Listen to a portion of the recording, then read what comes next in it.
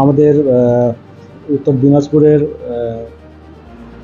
Veterinary department থেকে এবং 2-3টা আমাদের এনজিও মিলে আমাদের এখানে একটা আজকে অ্যান্টি রেবিজ এবং লাইগেশন, কুকুরের লাইগেশনের প্রোগ্রামটা চলছে। আমাদের এখানে যেহেতু ফোর্সরা থাকে এবং ফোর্সের ফ্যামিলিও থাকে, তো এটা খুব অত্যন্ত জরুরি ছিল যে অ্যান্টি রেবিজ করার। আর আমাদের যেহেতু এখানে ফোর্সের খাওয়ার জন্য মেস থাকে, তো স্বভাবত এখানে আমাদের স্ট্রিট ডগের সংখ্যাটা অনেক বেশি, সেটাকেও কীভাবে কন্ট্রোল করা যাবে সেই একটা উদ্যোগ নেওয়া হয়েছে। তো এইটার জন্য আজকে এই প্রোগ্রামটা আমরা করেছি। আমি ডক্টর দিব্যেন্দু বিকাশ কর্মকার। আমি এআরডি ডিপার্টমেন্ট উত্তর দিনাজপুর ডিস্ট্রিক্ট ভেটেরিনারি অফিসারের পদে আছি।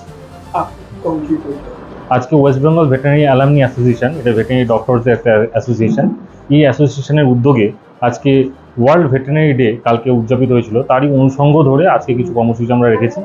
সকাল থেকে আমরা স্ট্রিট ডগের ARV vaccination, anti rabies vaccination করেছি। সকাল থেকে প্রায় 50 থেকে 60টা স্ট্রিট ডগের এআরভি ভ্যাকসিনেশন হয়ে গেছে এখনো পর্যন্ত, এখনও কর্মসূচি চলছে। এই পথকুকুরদের এআরভি ভ্যাকসিনেশন করার মাধ্যমে আমরা জনগণকে মারাত্মক মারণ রোগ রেবিসের হাত থেকে রক্ষা করার একটা কর্মসূচি আজকে গ্রহণ করেছি।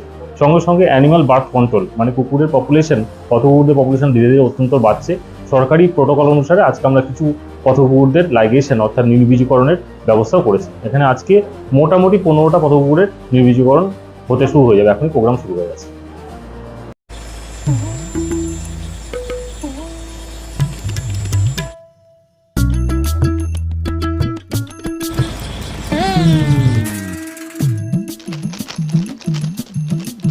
এবারে গরমের হাত থেকে বাঁচতে রিলায়েন্স ডিজিটাল থেকে নিজের জন্য একটি এসি নিয়ে আসুন শুধুমাত্র 1 টাকায়।